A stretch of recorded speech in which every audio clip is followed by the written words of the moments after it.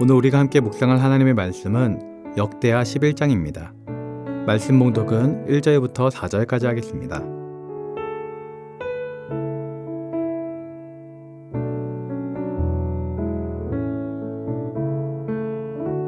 르호보암이 예루살렘에 이르러 유다와 베냐민 족속을 모으니 택한 용사가 18만 명이라.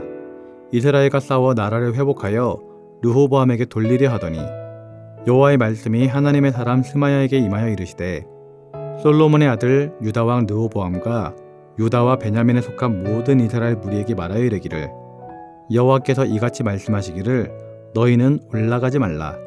너희 형제와 싸우지 말고 각기 집으로 돌아가라. 이 일이 내게로 말미암아 난 것이라 하셨다 하라 하신지라. 그들이 여호와의 말씀을 듣고 돌아가고 여로보암을 치러 가던 길에서 되돌아왔더라.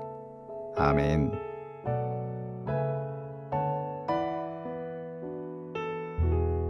솔로몬 다음의 왕이 된 르호보암은 북쪽 지파의 요구들을 무시했다가 반역을 당하게 되었습니다.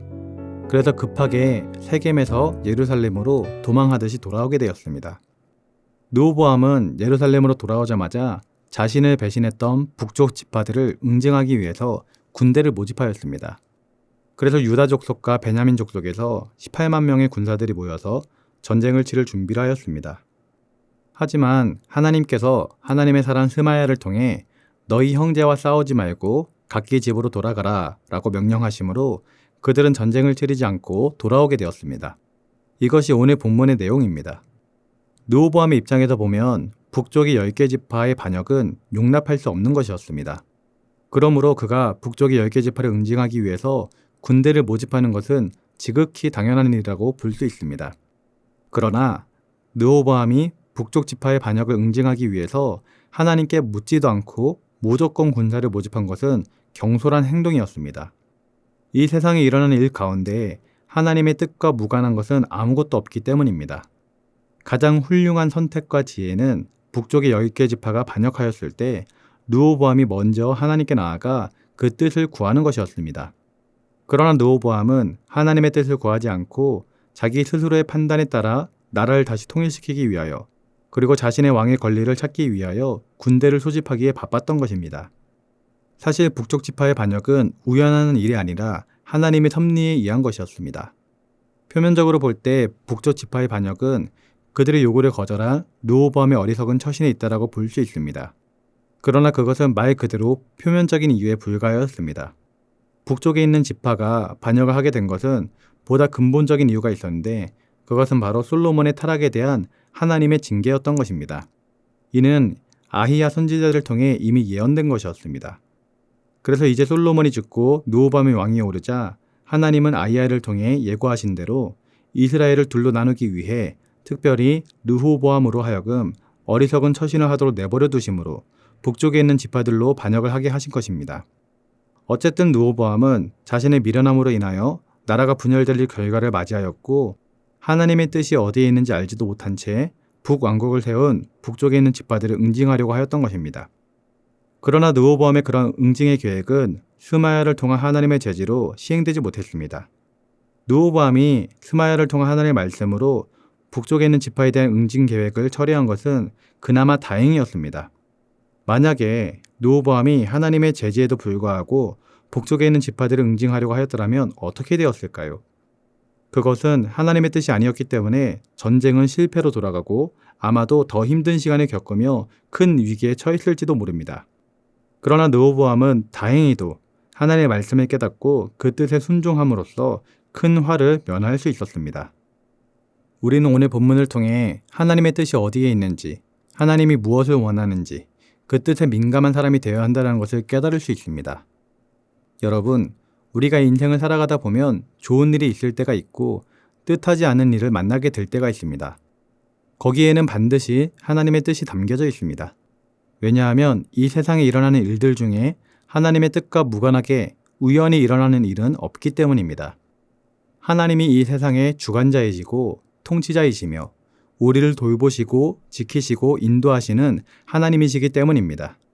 따라서 우리는 뜻하지 않은 일을 만나게 되었을 때 거기에 담긴 하나님의 뜻을 찾기에 힘써야 하며, 하나님의 뜻을 발견하였으면 그 뜻에 민감하게 반응해야 하는 것입니다.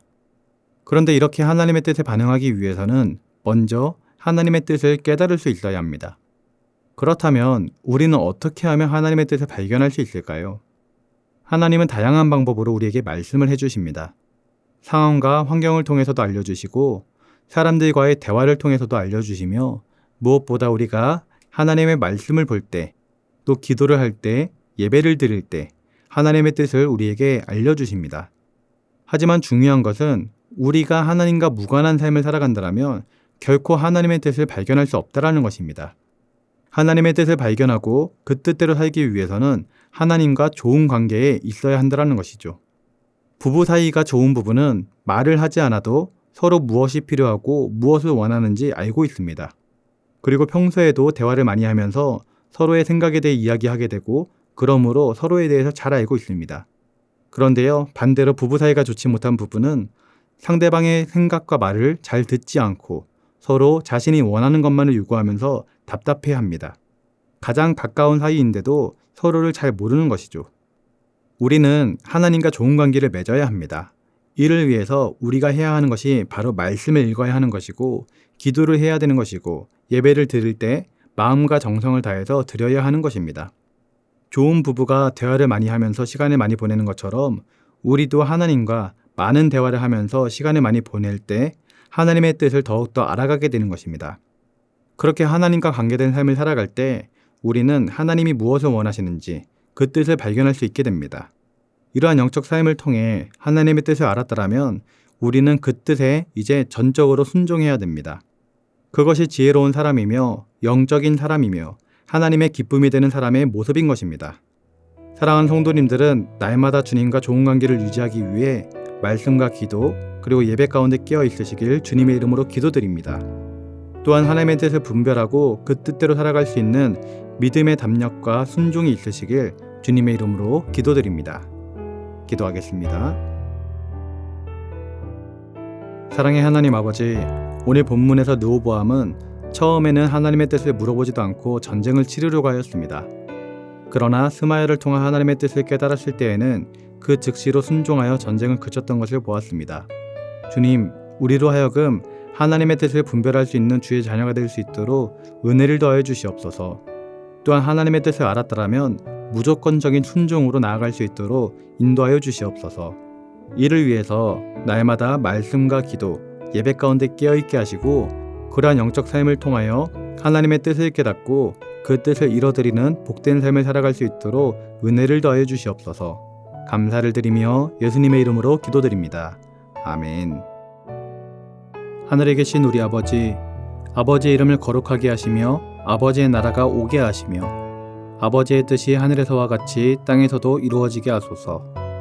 오늘 우리에게 일용할 양식을 주시고 우리가 우리에게 잘못한 사람을 용서하여 준 것 같이 우리 죄를 용서하여 주시고 우리를 시험에 빠지지 않게 하시고 악에서 구하소서.